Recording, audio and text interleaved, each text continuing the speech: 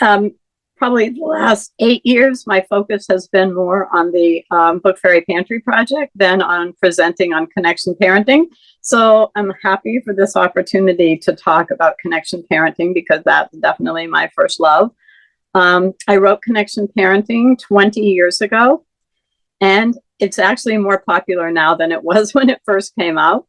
And I was saying to Deepa this morning, I find that it's not only still relevant today, it is more relevant today because when I wrote it, the biggest threat to parent-child connection was the separation of parents having to work and childcare and hospital birth and so many ways that we live differently than we used to live. But today, the biggest threat is really right under our own roof. And the biggest threat is screens, the distraction, both for parents and for children, to be on screen more than we are with each other. So I want to kind of add that because it's not in my original book. So I always start with talking with parents about where did we learn how to be a parent? Well, we learned it from our parents, for better or worse. We learned it from our parents. So one of the things that I do when I taught this as a class before I wrote the book is to ask parents, and you could do this after the session, to take a piece of paper and put a line down the middle, and on the left side, write all the things you want for your children, all the things that you hope to provide for them. And then on the right side, make a list of all the things you hope not to do, because we all have those things. And then after you've made your two lists, if you look at your list on the left of the things that you hope to do for them or with them, put a check mark next to everything on your list that you yourself got as a child. And then on the right-hand list, everything you don't want for your children, put a check mark next to every one of those things that you did get as a child. And this becomes our inventory or our roadmap for going forward with connection parenting, because the greatest need of every child, their human biological need, is to be securely bonded to at least one adult. And that's our job. That's our job description, to meet that need. So for many parents, when they look at where their check marks are on the left-hand side, they find that there aren't as many as there are on the right-hand side. And that kind of shows us where our work is, because it's very hard to give what we didn't get. And it's very hard not to give what we did get. So it really lets us know where our work is, because no matter what it was we got, every word we ever heard is permanently recorded in our brain. And when our buttons get pushed, those recordings will play unless we do some of our own work to make that different, if we want to do. So we want to keep all the good stuff that our parents were able to do for us. And we might want to change some of the things that they didn't have the skills to not do. And I always remind parents that our parents, too, just like we're always doing the best we can, our parents were also doing the best they could with the information and the resources and the support they had. And now we have more information and resources and hopefully more support, but we'll get to that as well. So that's kind of where we start from. And really the basis of connection parenting, if I had to give connection parenting a different name, I would call it relationship parenting. The basis for that is respect, is giving children the same respect that we would expect. And that's really pretty different than what most of us grew up with. That a lot of messages that we got, children should be seen and not heard. Really there were two models. It was either authoritarian parenting, which was based on fear, do as I say or else, or permissive parenting, which was also based on fear. But authoritarian parenting is based on the child's fear of losing the parent's love. Permissive parenting is based on the parent's fear of losing the child's love, which is really pretty impossible. So connection parenting is not based on fear, it's based on love. And we learn how we can parent our children through love instead of coercion, because coercion is what we resort to when the connection is not strong enough. Because when the connection is strong enough, children cooperate because they care about how we feel and they care about our relationship. So it is completely different. And I can just cite a few examples from my book of what does it look like to treat children with respect. And one of the things that we do a lot, and because we have those recordings and that's what we think society expects of us, is that we prompt children to say please and thank you as a way of teaching them courtesy and manners. And for children, that doesn't feel very good to be prompted, when the very best way we teach children anything is to model it, for us to say please and thank you. Because interestingly, we don't always say please and thank you. So what we're modeling is you don't always say it, except for children, if they don't always say it, we pick them up on it. So to just have the confidence that we can thank someone if they do something for our child, if they don't jump right out with it. And, you know, it's really funny because often children are taught not to talk to strangers, and yet they will be expected to say please or thank you to a stranger. So sometimes they'll feel really shy and not want to talk or say please or thank you. And so if we just thank them, they will keep seeing our model that we say thank you even to strangers. So that's just kind of one example. And there are just so many ways that children are not treated with respect. And we'll find ourselves and be catching ourselves all the time. And one of the things, well, actually the only thing that makes connection parenting work, because it's so opposite from what most of us grew up with, is what I call rewind, repair, and replay, the 3 R's of connection parenting. And rewind is just catching ourselves when we've said something that was disrespectful or hurtful, and say, oh, what I just said, I'm not happy with that. That's not how I want to be talking to you. So that's to rewind. And the repair is to say, I'm sorry, you didn't deserve that. And the replay is, let's have a do-over. Let's do this over again. And so say, you know, a child does something or there's a circumstance, and what comes out of our mouth is what we heard as a child. And we haven't caught it before it gets out of our mouth. And we're all going to do that. If it weren't for rewind, repair, replay, I couldn't do connection parenting. I don't know of anyone who could, because there isn't anyone who didn't get some of that disrespect as a child. So respect is the absolute foundation. There's a very funny piece by the author Irma Bombach where she talks about what if we talk to our friends the way we talk to our children. And she gives these examples of sit up straight or your spine will grow that way. And I didn't, cook over a hot stove all day for you to eat like some bird, just how preposterous it would feel to us to speak to our friends the way we speak to our children. So if we ever question if we're being respectful to our child, we can just sort of mentally ask ourselves, would I say that to my good friend in that tone of voice, in that way? And if not, then we use rewind, repair, replay, because it's disrespect that breaks the connection between parent and child. And when we're in a place of disconnection, we're also in a place of no cooperation. So one of the things that I always say is the level of cooperation that parents get from their children is usually equal to the level of connection children are feeling with their parents. So the goal is always to maintain connection. And there are going to be things that happen that break connection. And that's when we need to do rewind, repair, replay. Because there's Scott Noel wrote this thing that I love, and I quoted him in my book, that there will always be a gap between the parenting we aspire to and the parenting we're able to do in the moment, in the here and now. And we'll always be parenting in that gap. And again, it comes back around to when we don't do what we wish we had done, then we have a do-over. And the beauty of that is that we're modeling that for our children. So if they say something to us or to their siblings or to anyone that then they realize probably wasn't kind or wasn't what they hoped to do, then they know they can ask for a do-over.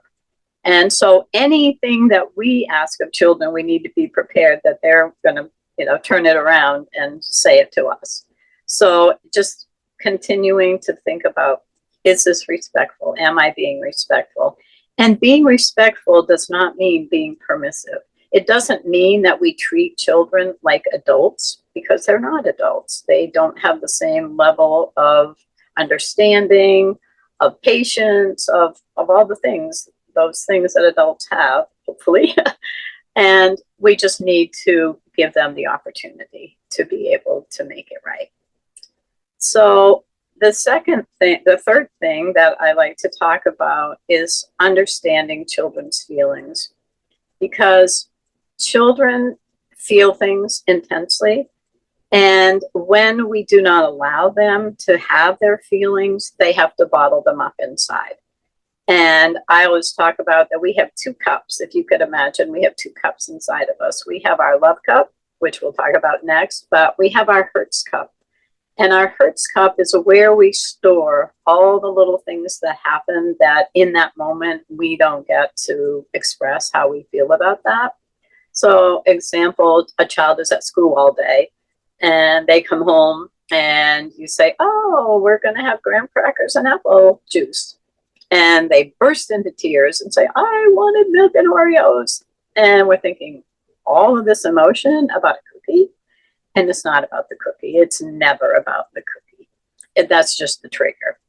So, maybe at school they didn't get to have their turn, or somebody said something unkind, but it didn't feel safe enough there to cry or be upset. So they just put it in the cup. And by the time they get home, the hurts cup can be so full that little disappointment of not having the snack they had hoped for just spills over the whole cup. Because all a temper tantrum is spillover. It's just too much accumulated hurt, more than they can hold, and it needs to come out.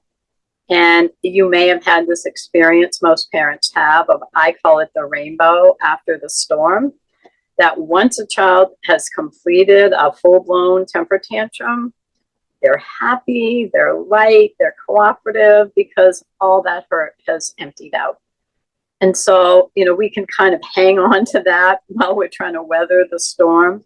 And we don't need to do anything about a temper tantrum except keep the child from hurting themselves or you or their surroundings, and just let it empty out, and hold that safe space while they empty it out. They're not misbehaving, they're hurting.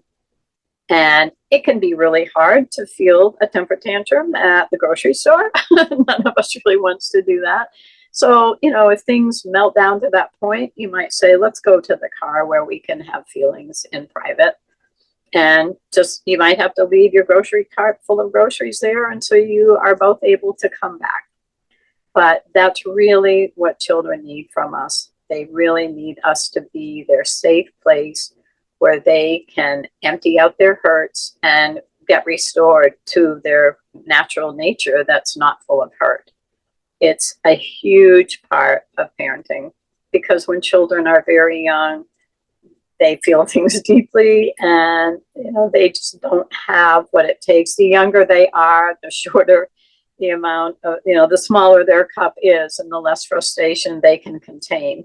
The older we get, the better we are at stuffing it. So for children, they may have a cup, but for adults, by the time we're an adult, we have a lake of uncried tears, of unhealed hurts that we never got the chance to express. And when our children start crying, it triggers that lake, and we just want them to stop, because if they will stop, then our hurt will stop. But then we're asking them to store it up again too. So there will be times, if a tantrum goes on for a really long time, that you might need to say, you know what, I've listened as long as I can, and I need to take a little break from listening. If you need to keep crying, that's okay. Or if you can take a little break and have a drink of water or something, we can keep going. And for very young children, you won't be able to leave the room to take a break, because they'll just follow you. But so it might require that you just sit down, close your eyes, take a deep breath, and say, they're just emptying out. I just need to listen. And this will, burn itself out. It will empty out eventually. So that's a skill that, we will have to learn. And we can best do that when we get opportunities to empty out our own cup a little bit, because if we're not carrying so much, we don't get so triggered when they get triggered.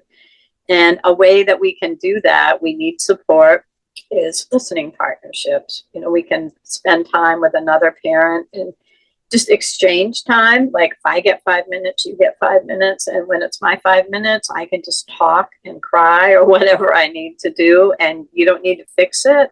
You don't need to do anything but listen. And then when my 5 minutes is up, it's your turn to do that. Always with the agreement of total confidentiality, that anything you say in a listening session stays confidential, because that's what creates the safety for you to go there where that stuff is. So in order to give that gift to our children, we also have to give it to ourselves, so that we have some open space to be able to listen to their hurts and to their feelings. Yeah, that is huge. In fact, there's a YouTube of a workshop that I did called Healing the Feeling Child. So if you would like more information on that, you can just Google Pam Leo, Healing the Feeling Child. And it's about, I think, about a 45-minute recording of a workshop that I did in Seattle. I think it was for a little HA League conference many, many, many years ago. But the information is the same. It's just as relevant. So the other cup that they have is their love cup. And children need that attention from us. They need that connection with us, because, and we might think, well, I was with them all day, and we might have been with them all day, but that doesn't mean we were connected all day. And they don't need us to be connected all day, but they need some time every day that's just for them. And I used to call it special time. And special time could be 5 minutes. It could be 15 minutes, a half an hour. It depends on what your life looks like. Also depends on how many children you have. If you have 5 children and you want to give each one of them special time every day, that's going to be a challenge.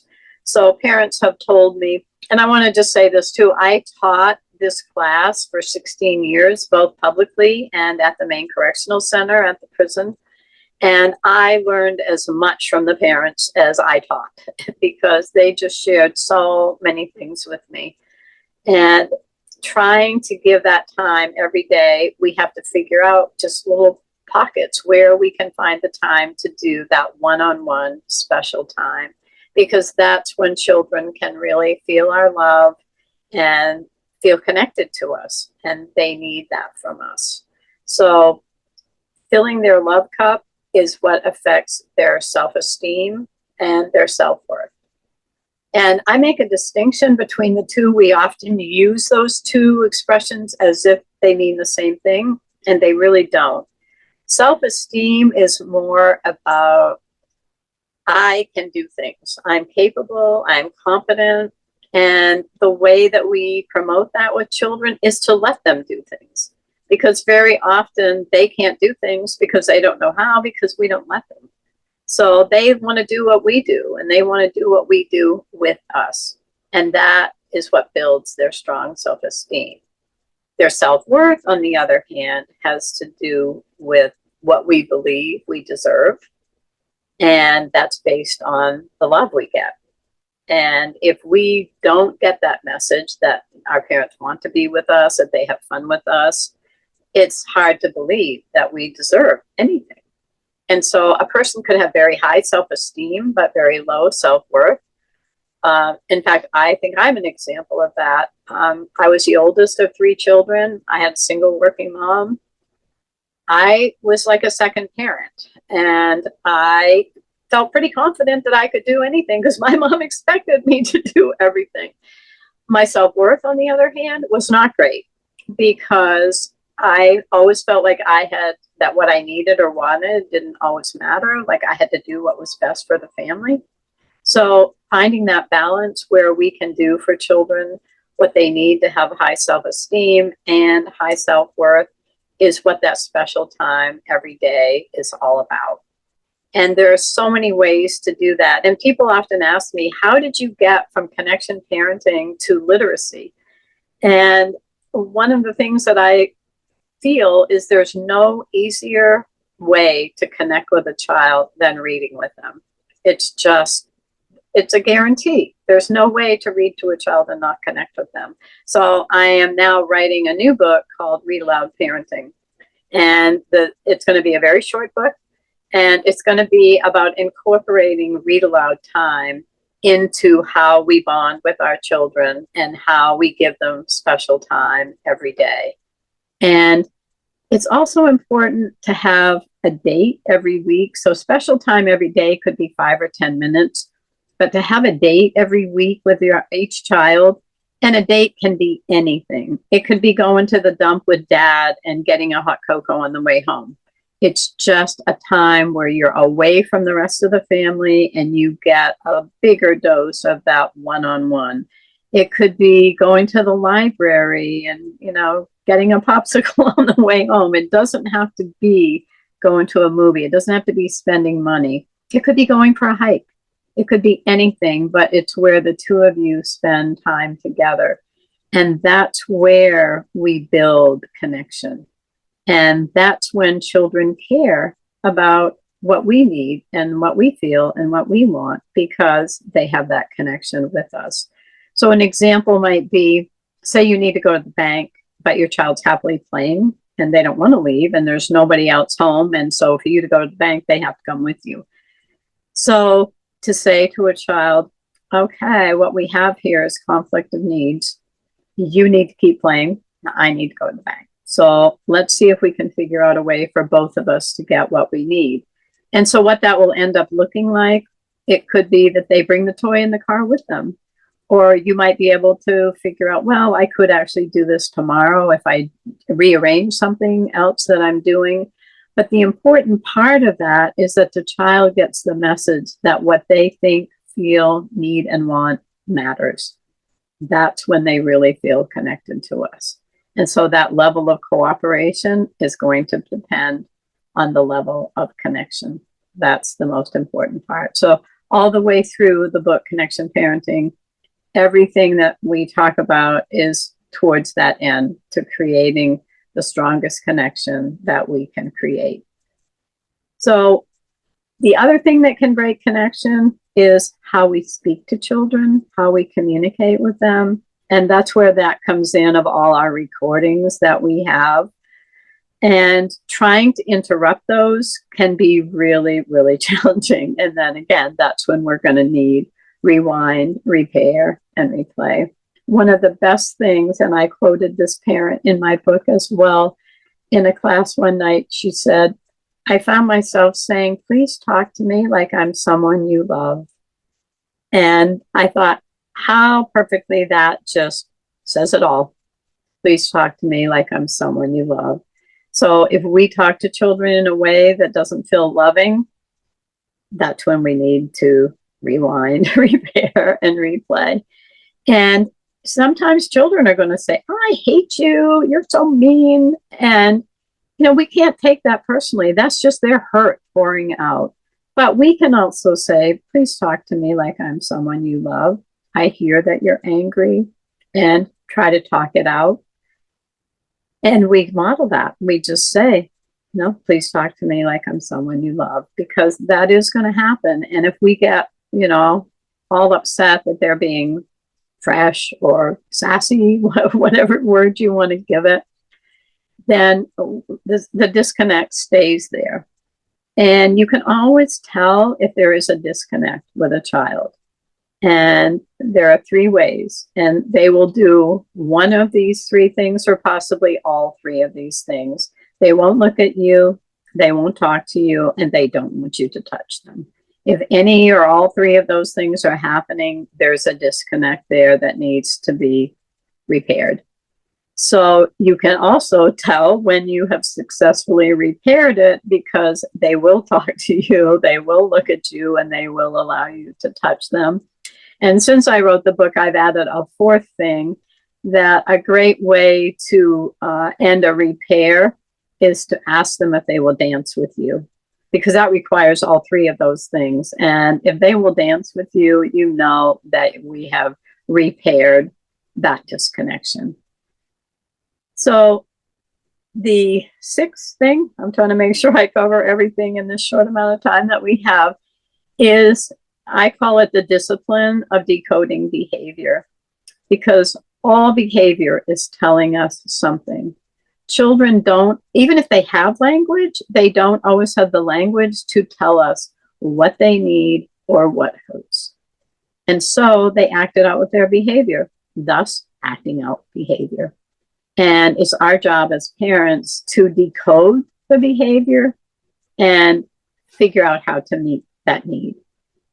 In fact, before it was called Connection Parenting, the name of the series that I taught was Meeting the Needs of Children, because their number one greatest need is to be securely bonded with at least one adult. And meeting those needs is the whole thing of parenting. And we can do that if we ask ourselves, I wonder what this behavior is telling me this child needs, because they won't always be able to tell us with words. So if we can just not, number one, not take the behavior personally, and number two, just ask ourselves that question, what is this behavior telling me? And so sometimes we can even just sit down with the child and say, can you tell me about what's hurting you? I remember one day I did family childcare for 22 years for children ages 2 through 10. And this one little girl who is now in kindergarten, and she'd been with me since she was 2, came, and she was just a sweetheart, just a total happy-go-lucky sweet child, came home from kindergarten, and somebody said something to her, and she just stiff-armed them, which was completely out of character for her. And I said, can you tell me what's hurting you that made you hurt your friend? And she just started sobbing and telling me that this thing that happened at school that really hurt her feelings. And then, a couple of things that had built up. And she just cried and cried. And then afterwards, it was all emptied out. The hurt was emptied out. So, she wasn't trying to be mean. She was just hurting. And so then that hurt came out in the form of being hurtful. And so I always say, children who are hurting children. That's always something going on underneath, or they wouldn't be being hurtful, unless they're seeing that being modeled as well by adults. There's a quote, I think by James Allen, that children don't always do what we tell them, but they never fail to imitate us. That's roughly the quote. And it's hard for us to remember that the strongest way we teach children is to model that behavior. So I'm sure by now this is all sounding like a pretty tall order. And for a number of years, I taught this class as a 6-week series. And I began to get feedback from parents saying, Pam, this is just too hard. This is just too hard to do. And I thought, I don't know why parents are saying this is too hard. And then the light bulb went on. Parenting was never intended to be a 1 or 2 person job. The nuclear family is the worst disaster that has ever happened to families. We cannot do connection parenting if we're trying to do it alone, because parents also have needs, and it's very hard to meet our children's needs when our needs are unmet. So the example I love to share about that is, imagine your parenting partner has been away on business all week. And it's been a week. The dog had to go to the vet, the car broke down, and the plumber had to come, and the children were sick, and it's Friday night, and you're expecting your partner home, and you get a phone call that their flight is grounded, they won't be home until tomorrow. And if you think about how you feel about being with your children that night, you have nothing left to give. You're exhausted. It's hard to parent from that place. But children don't understand that it's not about them. So when we don't have that to give to them, they think it's about them. So if we contrast that with parents having their needs met, so say it's a Saturday morning and your very good friend whom your children love comes to your door and says, I'm giving you the day off. I'm going to spend the day with your children. Here's some money. I want you to just go and do whatever makes you happy all day long. Don't come back until 5 o'clock. So imagine when you come back after you had this incredible day to just do whatever you want, whatever you need, knowing your children are safe and happy and with someone they love. And you get home, how do you think you feel about being with your children?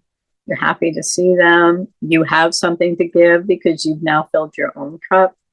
So creating a village for your family is absolutely the only way that I know of to do connection parenting, because it is too hard to do it alone for one or two parents with no support. So many families do not have the extended family support living around them, or they might be emotionally distant. And so we need to create family of choice. We need to build into our lives honorary aunts, uncles, grandparents, because there are people out there who also are not near their biological family who would love to have time with your children and come to your house and, play games or just, go to the store for you or, but we have to be willing to ask, and it needs to be reciprocal. So some parents do a dinner night where one night a week they have dinner at one family's home and another night. And so then you get a night off from making dinner. The children are thrilled to play together. There are so many ways to create the village or community, the parenting community that we need. But it's hard because we're all so busy. It takes time to create relationships, and it takes a willingness to reach out. But if we want to give our children what they need, which is a strong connection, a strong bond, that's what it's going to require from us. And it can't be harder than trying to parent without that kind of support. That is what our children need. It's what we need. And so recognizing that we can't parent from an empty cup, or we can't parent well from an empty cup. There's a saying, when you are on a flight, put on your own oxygen mask first and then help your child. So that applies to parenting as well. Because if we rely on coercion, it's only going to work until they're as big as we are. Imagine telling a teenager to go sit in timeout. It's not going to work. So by the time they are older, we need something much stronger in place than coercion. And we can build that little by little. Parents often say, well, I'm just coming into this information and my children are older. Can I still do connection parenting? And my answer to that is absolutely. And what it requires when they are older is to literally sit down with them and say, I've learned some new things about parenting. And I realize I don't really like some of the ways that I've been. And I'm going to be working really hard to change that.